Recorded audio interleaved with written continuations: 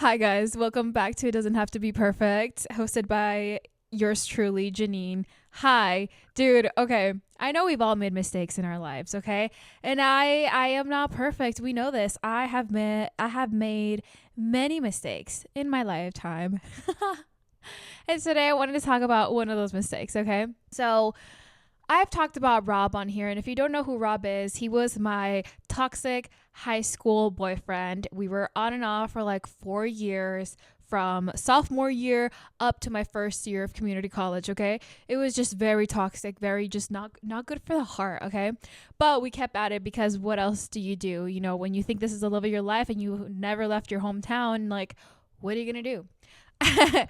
So, when I was, let's say, 16, yeah, 16 is when a lot went down, okay? I i was like super heartbroken about Rob once again, okay? And let me paint you a picture. It was like, I want to say springtime, right? And it was like not too hot out, a little chilly out, but like not too chilly. It was in that like 70s 80s weather maybe. So it was like during school lunch, and I was walking around with this one girl. Let's call her Maria, okay? And we were walking around, and I was like feeling so good. I was like not heartbroken anymore, okay? This other girl was the only other, or not the only other one, but one of the few limited resources, okay, of bisexual women on campus, okay? And women, oh dude, okay, we were under 18. We were girls, okay? Like, we were girls, and we were all like, exploring our sexualities or whatever. And I thought she was cute. And, we were just talking, and I was like, what was I even so stressed about? Like, I'm not heartbroken anymore, okay? Let's reverse back, okay? Around second or third period, I go to the restroom, and I decide to buy pills from my best friend's boyfriend, okay? So not my best friend, but her boyfriend. He was selling pills. And you want to know how much I spent on these pills? It was actually insane how little he was selling them for. I think I got like 2 pills for like $5. And maybe that's the jackpot for like a high school boy, but he was selling them for like nothing, okay? And I'm pretty sure I got like, yeah, 2 pills, and he just told me that I was just gonna feel good. I was just gonna get like a nice high off of them. Listen, if you are underage and someone tries to sell you drugs that has never ever gone to med school, run, okay? Run. Like, that should not be allowed. That's not okay. But me, naive, I was like, you know what? Like, it's my best friend's boyfriend. I will trust him. I think he knows what he's doing. Uh okay. Anyways, I take those 2 pills, right?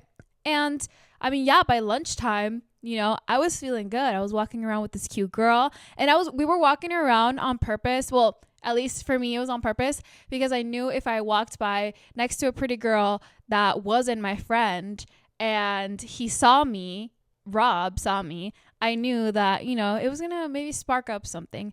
And at the time, I remember he started talking to someone new. And as me and Maria were walking around, I remember passing by, not necessarily next to their table, but close to their table. And I was just like, oh my God, Maria, you're so funny. You're so funny. Like, oh my God, you're so cute, whatever. And he was sitting next to that girl, the new girl that he was talking to. So we were both kind of like, like, trying to make each other jealous. And it was completely just toxic, okay? Don't recommend it. Don't recommend it. But it is what it is, right? And then after lunch, I don't think I even ate anything, because I was just so like, I had a target in mind, okay? I had a mission to accomplish. And then after that, I remember my classes went on great. I was feeling great up until my last period. I think it was like 7th period. I don't remember how many periods we had in high school, but I remember every subject was a new teacher, so you would walk from like building to building, and it was like a whole thing, right? Which is like, okay, who invented this? Because like, Arizona, come on, like, why are we walking building to building as little kids. But whatever, right? And I remember getting to my last period and I realized that I hadn't really eaten that day. And so I bend down to get a banana out of my backpack. And as soon as I bent down, dude, as soon as I bent down, my head, oh, it's like a brick hit me, okay?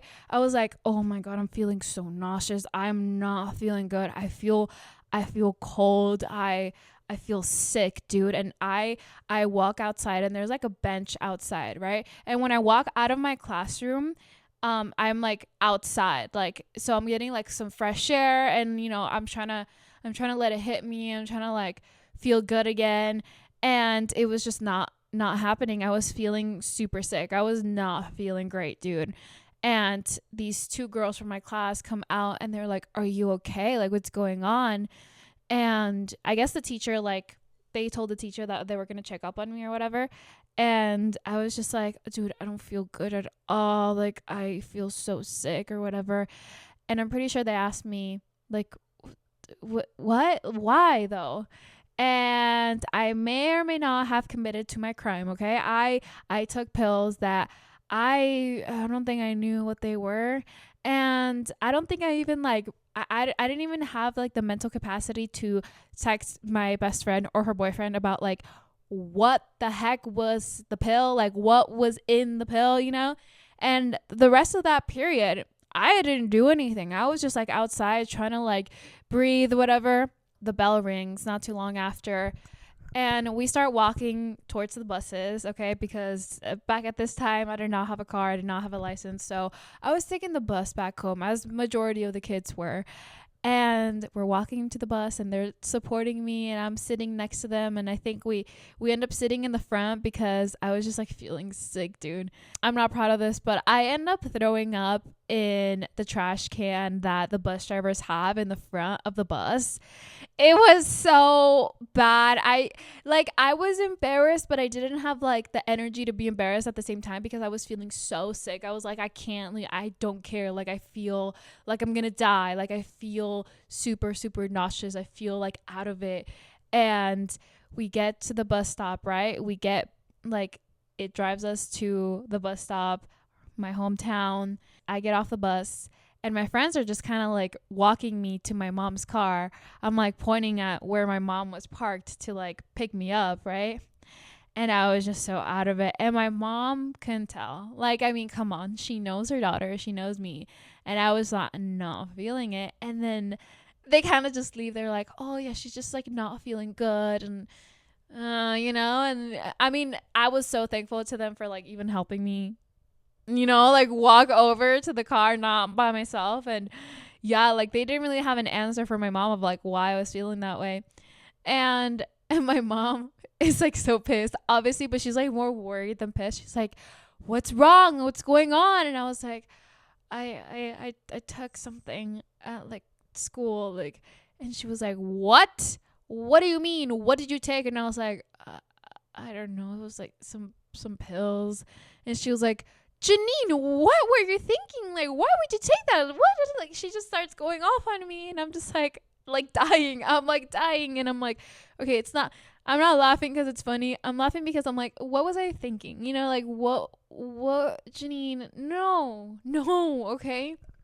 And so we head to the house, right? And I'm still not feeling great, and I just don't want to eat anything. And she's like, "You know what? Okay, I'm taking you to San Luis. I'm taking you to Mexico so they can like pump out your stomach. Like, I don't know what else to do. Like, you don't know what you took. We don't know like what's in you. Like, we have to act now." And so as she's driving me to Mexico, on our way there, she's calling my stepdad.